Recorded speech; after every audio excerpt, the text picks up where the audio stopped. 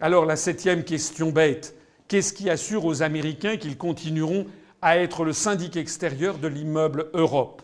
Eh bien, la réponse, c'est l'infiltration de la Commission européenne par les relais d'influence américains.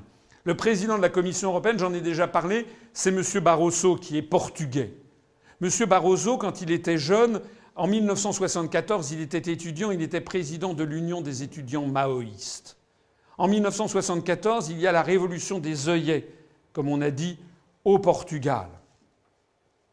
Sans doute d'ailleurs, les Américains étaient peut-être un peu derrière, c'est pas impossible. En tout cas, la révolution des œillets, la révolution du jasmin, la révolution des roses, etc., la révolution orange, tout ça, ça sent un peu toujours la même patte qu'il y a derrière. En attendant, ce sont quand même des militaires portugais qui ont fait chuter, qui sont révoltés contre le gouvernement Sá Carneiro, qui était le gouvernement dictatorial, le successeur de Salazar, et donc ils réintroduisent la liberté des partis politiques.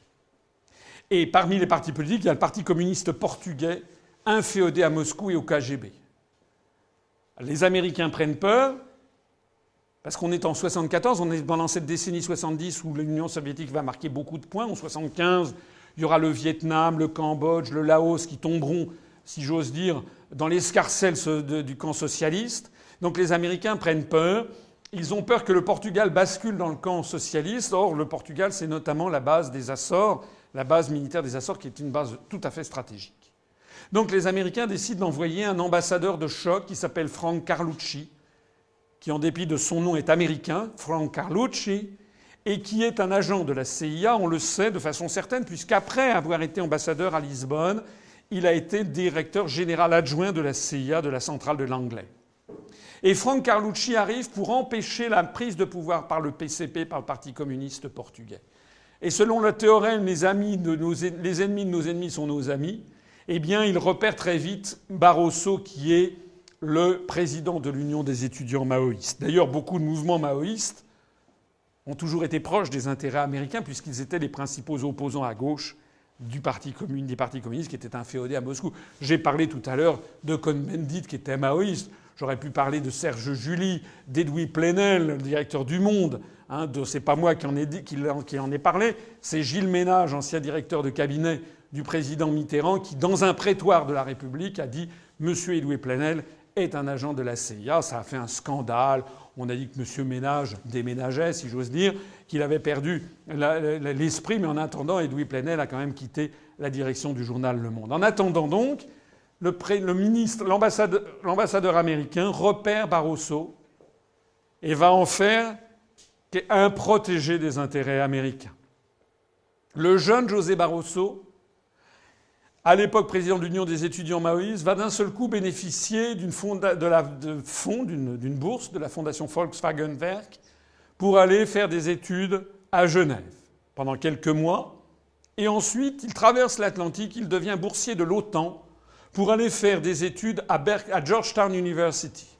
Alors c'est quand même assez fort quand vous êtes président de l'Union des étudiants maoïstes de vous retrouver 1 an et demi après boursier de l'OTAN pour aller à Washington, à Georgetown University, qui est un peu l'équivalent de l'ENA américaine, mais une ENA où on formerait également les agents de la CIA, puisque beaucoup d'anciens de la CIA ont été profs à Georgetown et réciproquement. Et puis après, on va orchestrer, les Américains vont commencer à orchestrer la montée en puissance de la carrière de M. Barroso selon la théorie américaine de la self-fulfilling prophecy, c'est-à-dire de la prophétie autoréalisatrice. Donc M. Barroso va commencer à faire de la politique et il va se pointer au congrès de Davos, au sommet de Davos, et d'un seul coup, tous les journaux européens, américains, etc., journaux économiques, vont tous faire le même type de papier en disant « il y a une étoile montante extraordinaire au Portugal, un type fantastique qui est vraiment, ça sera probablement un jour le Premier ministre du Portugal ». Donc à force de dire ça, bien ça en entretient une espèce d'image qui s'entretient jusqu'à devenir réalité. Hein, on a vu ça récemment, d'ailleurs, en France, avec une espèce d'orchestration sur le thème que M. Dominique Strauss-Kahn était un type fantastique en matière économique et financière, que on ne pouvait pas se passer de ses talents. Alors que les talents de M. Strauss-Kahn, j'aimerais qu'on me les montre, aussi bien quand il était à la tête de la France qu'au FMI. Mais tout le monde, même à droite, tout le monde répétait comme ça, comme si l'idée venait de même. Ah oui, c'est dommage, Strauss-Kahn, quand même, c'est vraiment un type très fort en matière économique, financière. Mais il n'avait pas de bilan pour cela. Donc c'est ce qu'on a fait avec M. Barroso. Et bien, à force de le dire, c'est devenu un fait. Donc M. Barroso a fini par devenir Premier ministre portugais. Et il est resté célèbre dans son pays pour un scandale. Alors qu'il était Premier ministre, il a voulu en 2003 vendre de gré à gré la Société nationale de pétrole du Portugal, c'est-à-dire un des joyaux du patrimoine public portugais. Il a décidé de le vendre de gré à gré. Pour ceux d'entre vous qui ne savent pas ce que ça veut dire, je décide de le vendre à qui je veux, au prix que je veux. C'est un peu comme si le président de la République française décidait de vendre le château de Versailles pour 15 000 € à un copain. Non. D'abord, on ne vend pas le château de Versailles, c'est le patrimoine public. Et deuxièmement, si on veut vendre une société publique, au moins on doit mettre ça aux enchères et qu'il y ait le maximum de gens qui enchérissent pour le vendre le plus cher possible. Non, là, c'était de la vente de gré à gré. Et à qui a-t-il voulu le vendre de gré à gré ? Au groupe Carlyle. Le groupe Carlyle dirigé par Frank Carlucci.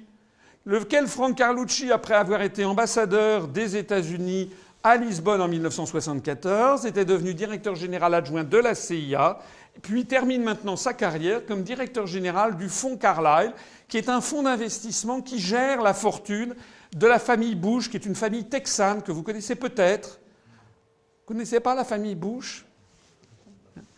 Et qui est copine avec une famille saoudienne qui s'appelle Ben Laden. Et donc le fonds Carlyle gère les avoirs financiers de la famille Bush et de la famille Ben Laden. Alors comme ceci a fait scandale à l'époque, les députés notamment du Parti communiste portugais ont fait scandale, eh bien l'affaire ne s'est pas faite. Il y a eu des élections et Barroso a été chassé par les Portugais. Chassé par la porte, il rentre par la fenêtre puisqu'il a été nommé par les dirigeants européens président de la Commission européenne en 2005. Donc ça fait maintenant 7 ans qu'il est président de la Commission européenne et tout le monde sait, dans les allées du pouvoir, que c'est un homme qui est très très proche des intérêts américains. Le président de la Commission européenne a ce pédigré. C'est quelqu'un qui a beaucoup plus d'influence sur notre vie que le président de la République française, que les Français élisent en croyant qu'ils élisent quelqu'un qui a du pouvoir.